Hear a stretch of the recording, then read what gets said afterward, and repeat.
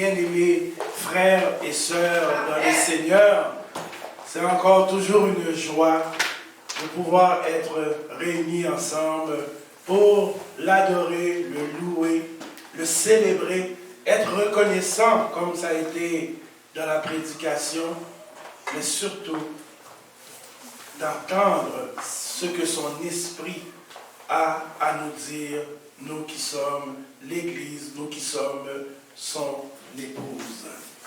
La prédication ce matin, ça va être sur Rahab.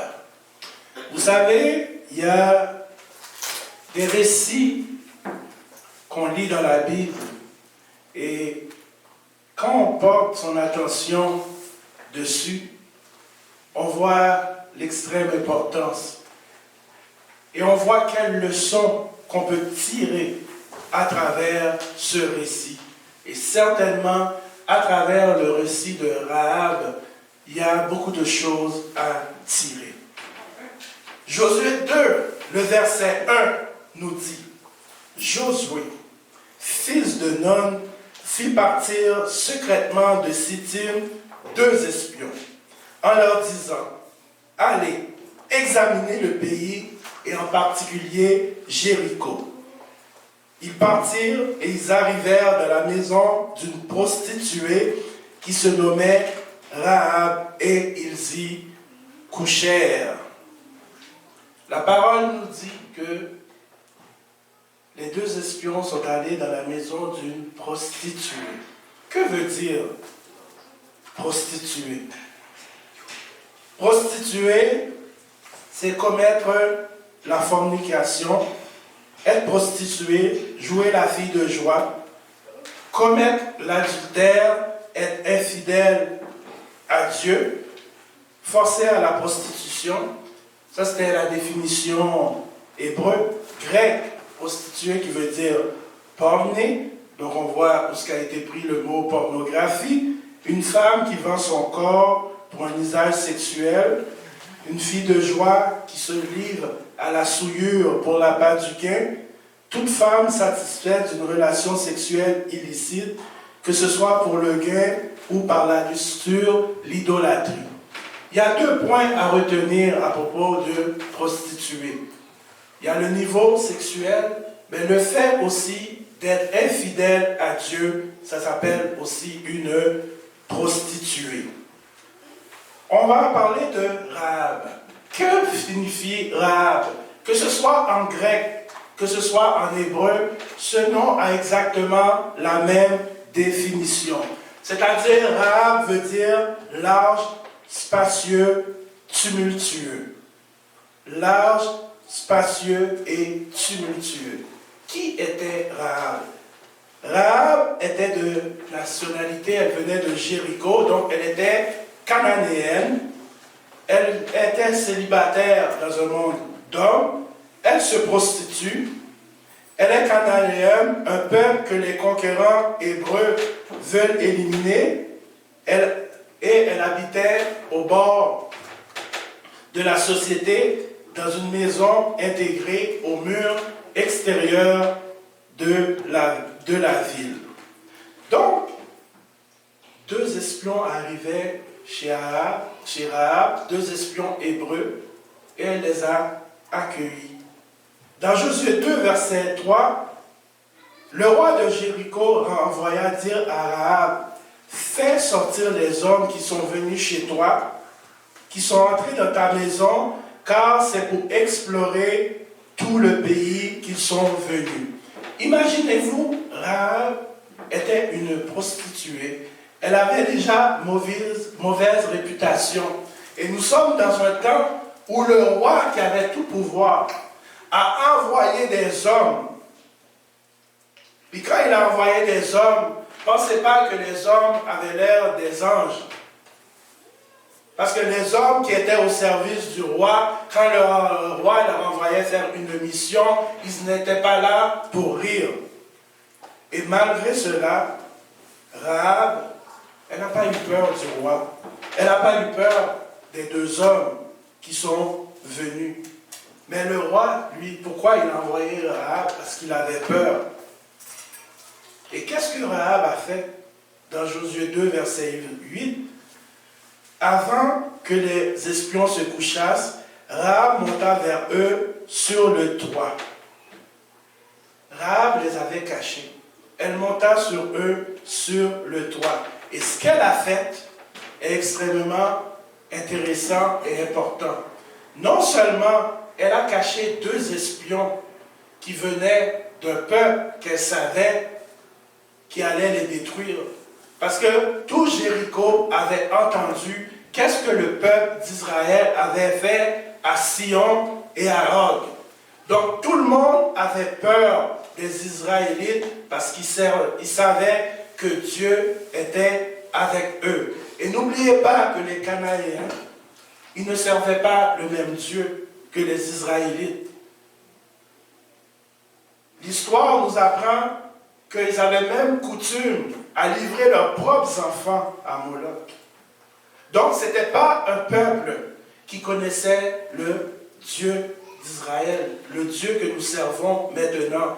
Mais pourtant, Rahab, qui était une prostituée, une fille de mauvaise réputation, elle a quand même décidé de cacher les espions d'Israël. Et le fait qu'elle a fait cette action-là, ça lui a sauvé la vie. Aujourd'hui, on peut bien regarder ça et dire oui, elle a fait une bonne action, elle a fait le bon choix. Mais il faut se remettre dans le contexte qu'elle était, dans la condition qu'elle était, et malgré tout ce qu'elle faisait, elle a su faire le bon choix. Elle a protégé les 2 espions de la maison d'Israël. Et qu'est-ce que ça a fait? On le voit plus tard dans Josué 6, verset 17. La ville sera dévouée à l'Éternel par interdit, elle et tout ce qui s'y trouve. Mais on laissera la vie à Rahab, la prostituée, et à tous ceux qui seront avec elle dans la maison, parce qu'elle a caché les messagers que nous avions envoyés. Donc le fait qu'elle a caché les messagers, elle a pu sauver non seulement elle, mais toute sa famille. Et pourquoi Rahab, ce qu'elle a fait était important? Les Israéliens ne devaient pas avoir de contact avec les Cananéens. Et elle a réussi, en cachant les espions, à faire une alliance avec les 2 espions qui lui ont promis qu'ils ne toucheraient ni à elle, ni à aucun membre de sa famille. Et ça, c'était vraiment un acte d'intelligence de la part de Rahab de pouvoir faire cela. Dans le verset 25, dans le même chapitre de Josué 6, on voit Josué laissa la vie à Rahab, la prostituée, à la maison de son père et à tous ceux qui lui appartenaient. Elle a habité au milieu d'Israël jusqu'à ce jour parce qu'elle avait caché les messagers que Josué avait envoyés pour explorer Jéricho. Donc, toute la ville de Jéricho a été dévouée par interdit, qui veut dire, les choses claires, tout le monde a été tué, sauf Rahab et sa famille. Et Rahab et sa famille, qui étaient cananéens, non seulement ont été sauvés, mais ont habité parmi le peuple d'Israël jusqu'à ce jour, nous dit le verset. Et le fait qu'elle est restée parmi le peuple d'Israël, elle a complètement changé de conduite. Elle n'est pas restée la même prostituée.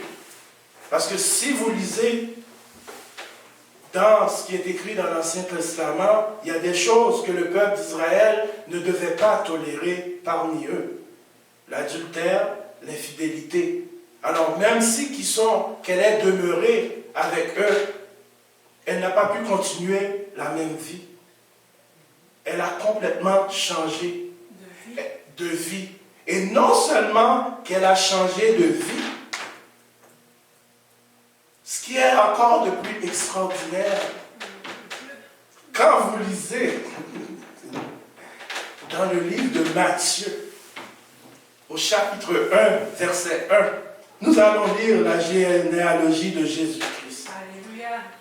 Généalogie de Jésus-Christ, fils de David, fils d'Abraham. Abraham engendra Isaac, Isaac engendra Jacob, Jacob engendra Judas et ses frères, Judas engendra de Tamar, Pharès et Zara, Pharès engendra Esrom, Esrom engendra Aram, Aram engendra Amidabad, Amidabad engendra Naasson, Naasson engendra Salmon, Salmon engendra Boaz de Rahab.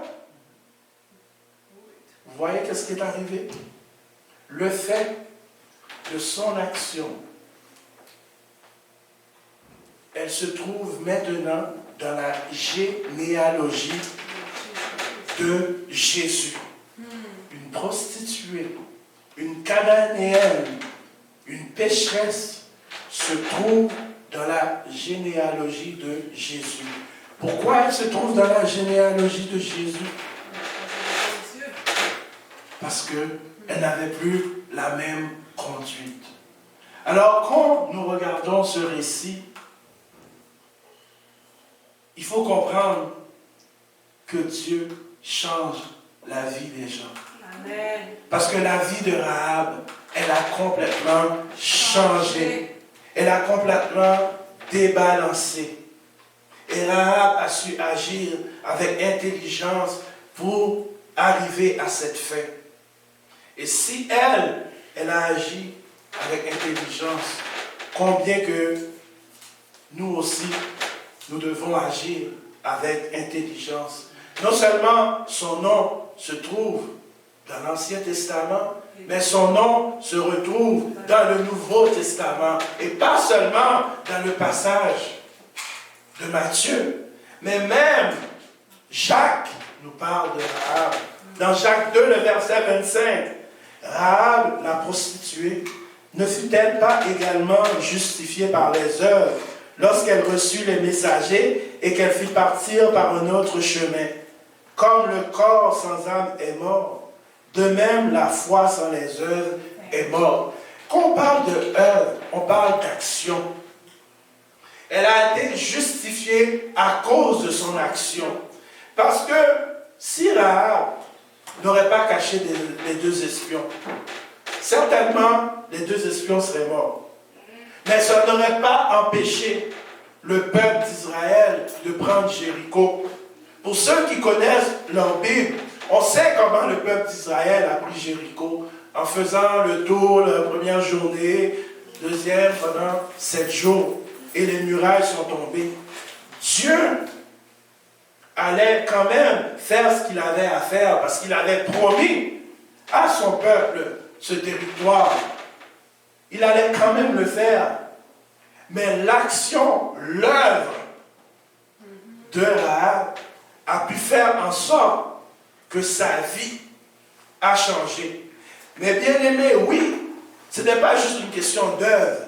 On ne peut pas baser sa vie chrétienne uniquement sur les œuvres. Parce que la parole nous parle de la foi aussi. Mais il y a des moments, il faut faire des œuvres. Il y a des moments, il faut que tu puisses, par tes actions, changer les circonstances. Pour ça, parfois, il est important. Même la parole nous dit, des fois, on reçoit des gens. Des fois, on aide des gens. Et ça peut être des anges. Et on n'est même pas au courant. C'est pour ça qu'il ne faut pas regarder à l'apparence. Il faut se contenter de faire ce que Dieu nous demande de faire. Parce qu'en faisant ce que Dieu te demande de faire, en accomplissant sa volonté, tu ne sais pas comment tu peux changer ta destinée. Comme Rahab a su changer non seulement la sienne, mais celle de tous les membres de sa famille. Et encore pas, n'oubliez pas, nous étions dans une époque où comment les femmes étaient considérées, et une femme a su non seulement sauver sa propre tête, mais elle a su sauver tout le reste de sa famille. Alors femmes, ce matin, n'oubliez pas, vous avez de l'importance aux yeux de Dieu. Dieu ne regarde pas au sexe. Dieu regarde dans le cœur. Et Dieu, à travers vos actions, il va quand même vous récompenser. Alors ne laissez personne, parce que vous êtes des femmes, vous diminuer. Parce que pour Dieu, les femmes ont aussi leur importance. Autre passage, on parle de Rahab. Hébreux 11, verset 31.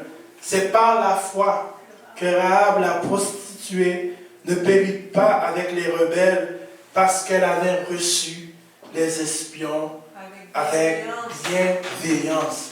Le passage nous dit par la foi. Rahab ne savait pas c'était quoi la foi. Ce principe n'existait pas encore à son époque. Mais que veut dire foi? La foi, c'est une ferme conviction. Oui, le verset nous dit, dans Hébreu nous dit, la foi est une ferme assurance. Mais pour avoir cette ferme assurance, il faut qu'il y ait la conviction. Et surtout dans le monde que nous vivons, mes bien-aimés, vous devez avoir la conviction. Parce que quand vous vous tenez devant des savants et vous leur dites, j'ai la conviction que Dieu créa les cieux et la terre, il faut avoir vraiment cette conviction. Parce qu'on va vous traiter de fou, on va vous traiter de arriéré, on va vous dire, ah, ton explication est facile. De la même manière, ils ne sont pas capables de nous expliquer la théorie du Big Bang. Mais ils vont essayer de détruire votre conviction. Quand vous leur dites, vous croyez que Jésus s'est livré sur la croix pour nos péchés, encore là, ils vont vous dire non. Il n'y a aucun homme qui peut porter le péché. Mais est-ce que vous allez être ébranlé? Est-ce que vous allez avoir la conviction que Dieu peut tout faire dans votre vie, que Dieu peut tout changer, que Dieu guérit les cancers, quand la science dit non, c'est fini pour telle personne? Combien de témoignages, mes bien-aimés, qu'on a entendus de gens qui tout était perdu. La science ne pouvait rien faire pour eux, mais pourtant Dieu l'a fait. Ils avaient cette conviction et Dieu a opéré dans leur vie. Donc vous devez toujours avoir cette conviction. Être convaincu que Dieu fait toutes choses comme on a chanté tantôt. Il fait toutes choses à merveille. Parce que nous servons le seul, le vrai Dieu. Celui qui accomplit toutes choses. Oui, mes bien-aimés. Il y a bien des choses à travers Rahab que le croyant aujourd'hui doit comprendre. Christ change les circonstances. Christ change les choses. Mais surtout, il change nos destinées. Amen. On a parlé de Rahab, on a cerné. On peut y aller encore plus. Mais dans tout ce qu'on lit dans la Bible, il faut ramener ça à nous maintenant. Et c'est ça, nous maintenant. On a entendu ce que Rahab a fait.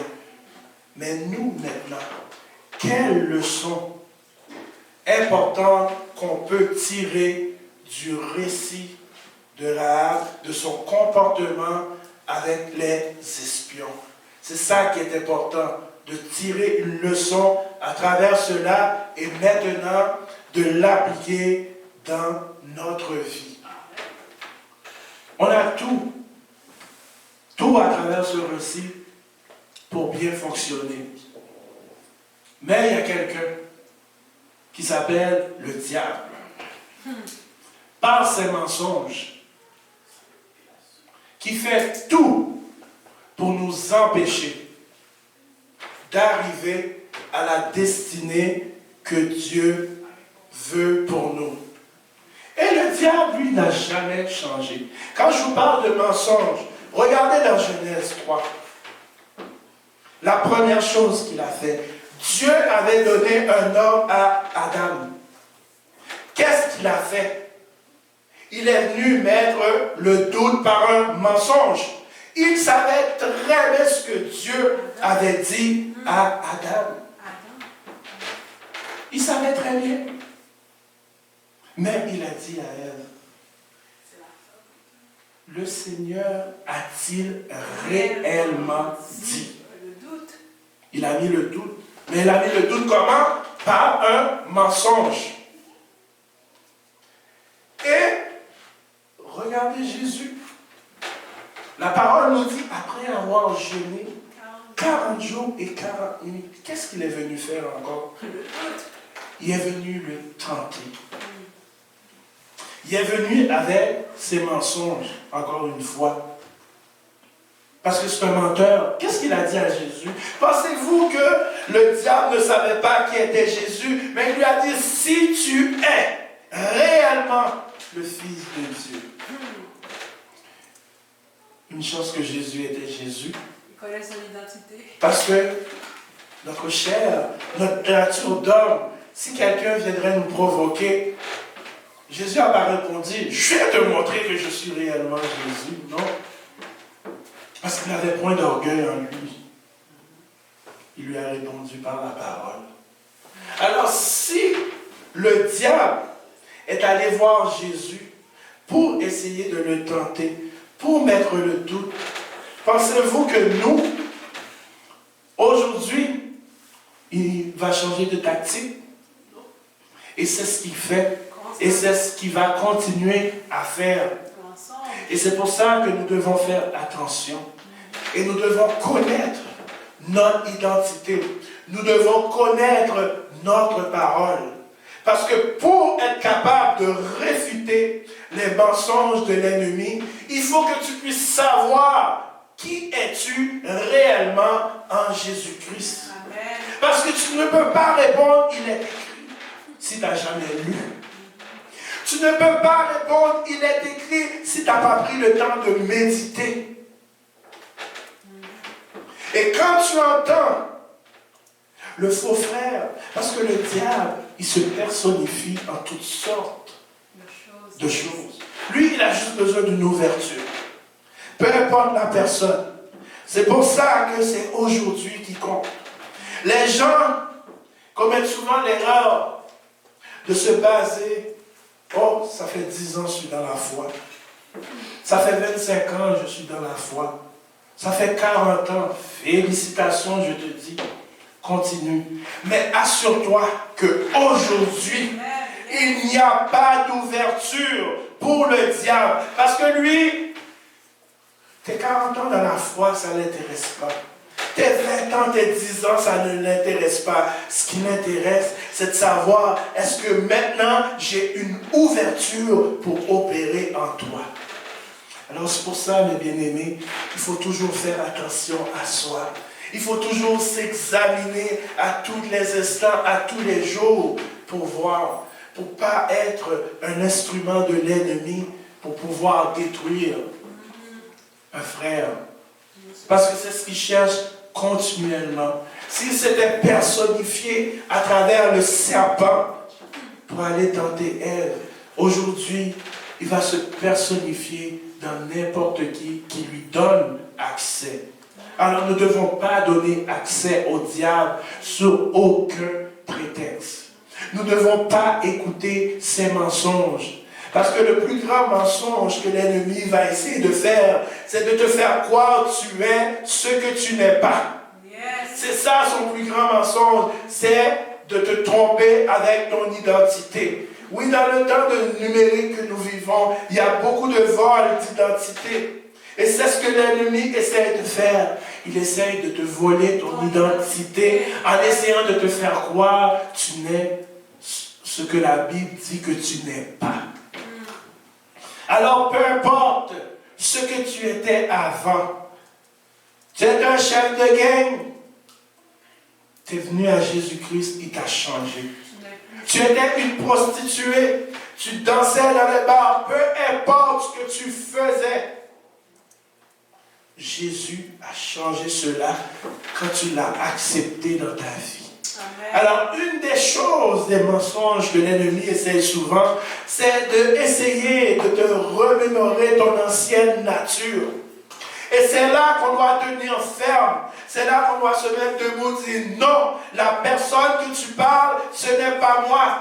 C'était une autre personne autrefois. Et c'est là que tu dois aller avec la parole. La parole qui dit, tous ceux qui sont en Christ sont quoi? Sont des nouvelles créatures. Donc tu es une nouvelle créature. Quand tu volais avant, tu ne voles plus. Quand même, il essaye de mettre des images de vol dans ta tête. Tu n'es plus cette personne qui volait. Tu n'es plus cette personne qui forniquait. Tu n'es plus cette personne qui commettait l'adultère. Tu n'es plus cette personne qui se laissait aller à sa chair. Mais maintenant, tu es en Jésus-Christ. Tu es une nouvelle créature qui n'a jamais existé. Yes. Alors arrêtons d'écouter les mensonges du diable qui essaie de nous donner une identité que nous n'avons pas. Yes. Et c'est pour ça qu'il faut aller, il faut lire. Yes, lire la parole. Quand l'ennemi dit vous êtes rien, puis vous croyez à ces mensonges. Quand quelqu'un vient me dire je suis rien, désolé. Tu peux me prendre pour un orgueilleux, mais ne viens pas me dire, moi, l'enfant du royaume, je suis rien. Tandis que la parole me dit, je suis un sacerdoce royal. Un enfant de Dieu. Un enfant de Dieu. Yes. Un peuple acquis. Et toi, tu vas me dire, je ne suis rien. Non, ce n'est pas de moi que tu parles. Je ne sais pas de qui tu parles. C'est le diable qui n'est rien. C'est le diable qui est un perdant. Mais nous sommes des gagnants. Parce que la parole nous dit, Jésus a tout vécu. Non seulement il a tout vécu, il a vécu même la mort. Yes. Mort, où est ta victoire? Mort, où est ton aiguillon? Alors, quand les mensonges de l'ennemi nous viennent, c'est le temps de les refuter. Pas de les refuter du bout des lèvres, mais de les refuter avec conviction. Si quelqu'un vient vous déranger et vous leur parlez, ne dites pas, laisse-moi tranquille. Ça manque de conviction. La personne va revenir. Mais si tu es ferme dans ce que tu dis, tu sais, c'est comme certaines religions qu'on n'aimera pas. Les gens viennent, ils viennent sonner à ta porte. Puis là, ils te donnent la doctrine qu'on leur a appris. Toi, tu leur parles. Ok, je vais revenir avec quelqu'un. Non, pourquoi tu vas vouloir revenir avec quelqu'un? Quand tu es ferme dans ce que tu sais, tu n'as pas besoin de personne. Je n'ai pas besoin de personne quand je me parle de Jésus-Christ. Parce que je suis ferme dans ce que je dis. Yes. Donc, si tu n'es pas capable de refuter le diable, si tu n'es pas capable de refuter les gens, puis tu as besoin de quelqu'un d'autre, tu manques de fermeté. Et un chrétien sans fermeté, qu'est-ce qui arrive? L'ennemi va toujours revenir avec les mêmes choses. L'ennemi, il va toujours revenir. Ne nous faisons pas ce mensonge. Satan va te persécuter jusqu'à la porte. Mais il faut qu'il trouve de nouvelles tactiques. Si tu lui laisses toujours les mêmes tactiques, c'est que tu manques de fermeté.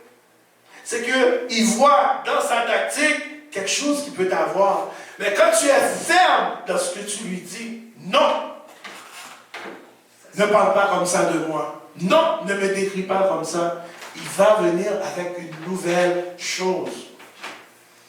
Mais quand on manque cette fermeté, c'est là qu'il revient constamment avec les mêmes choses. Les mêmes pensées. Avoir toujours les mêmes pensées, non. C'est pas normal, mes bien-aimés. C'est pas normal de toujours laisser l'ennemi venir vous piquer. Quand Satan vient vous attaquer, c'est pas seulement le repousser. Il faut aller l'attaquer à son tour. Il faut lui montrer qui vous êtes en Jésus-Christ. C'est pas juste dire, j'entends souvent des gens, Satan m'attaque. Toi, qu'est-ce que tu lui as fait? Qu'as-tu fait à Satan quand il t'attaque? Est-ce que tu as été le mitrailler dans la prière, dans toutes les œuvres ténébreuses?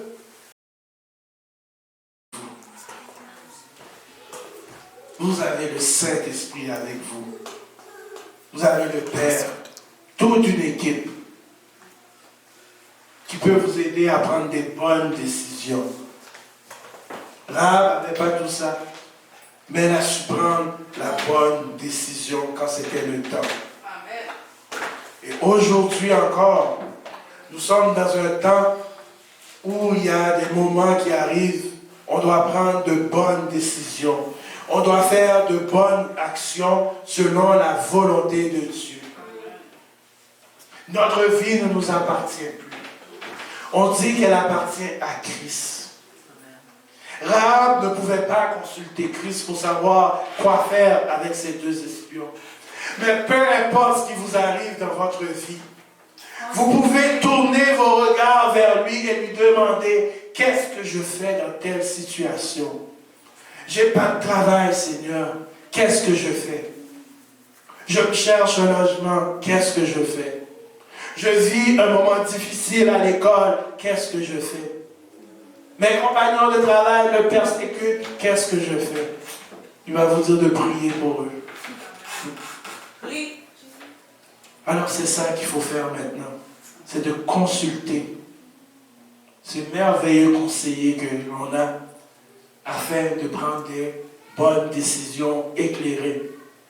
Non pas selon notre chair, mais selon la volonté de celui qui nous a créés, de celui qui nous a appelés pour faire son œuvre. Mais bien aimés, de la même manière que Rahab a su marquer son temps, nous aussi, nous devons marquer notre époque. Nous aussi, nous devons laisser notre marque. Nous ne sommes pas là juste pour être là. De la même manière, tu as le sceau de Jésus en toi. Maintenant aussi, ton sceau doit être là pour marquer ton époque. De la même manière, nous avons entendu combien de gens ont fait des choses abominables. Pour ceux qui connaissent Nicky Cruz,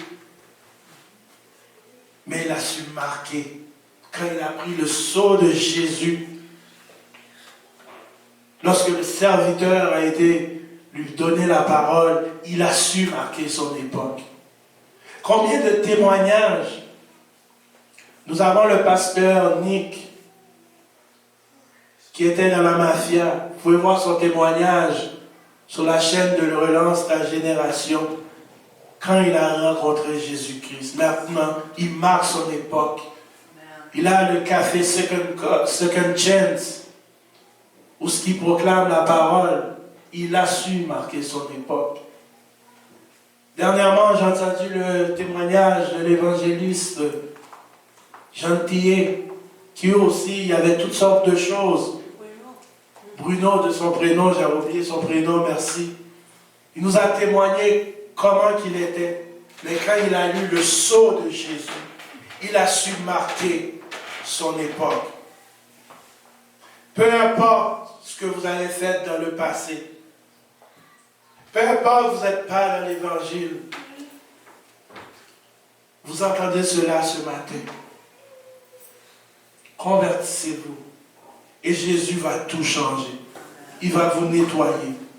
Et si vous étiez dans l'église et que vous pensez que être dans l'église, c'est seulement s'asseoir, écouter le message, dire Alléluia, battre les mains. Non. Le sceau de Jésus est dans chacun de vous. Et Jésus veut que vous marquiez votre époque. Amen. Il veut que vous marquiez votre temps. Votre nom ne sera pas dans la Bible.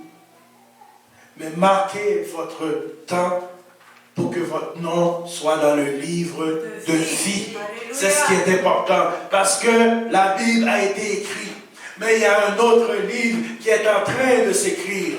Et c'est le livre de vie. Et c'est là que vous devez vous assurer, par vos actions, par vos comportements, par le respect, par l'obéissance de la parole de Dieu, vous allez marquer votre temps et votre époque. Et cela est très important. Arrêtons d'être des enfants de Dieu passifs. Arrêtons de toujours subir les coups. Mais maintenant, levons-nous. Soyons courageux. Le mot à retenir vraiment, c'est d'être courageux. Parce que ça prend du courage. Parce que Dieu veut que chaque homme, chaque femme, et je répète, chaque homme et chaque femme, parce que la parole nous dit, Dieu créa l'homme et la femme. Tout ce qu'il y a autre, ça ne devient pas de Dieu. On ne veut pas qu'on dise, Dieu créa l'homme et la femme. Donc tout ce qui n'est pas homme et femme ne vient pas de Dieu. Et Dieu veut que tout homme et toute femme marque son époque, passe son sceau et soyez bénis, les bien-aimés de Dieu. Amen.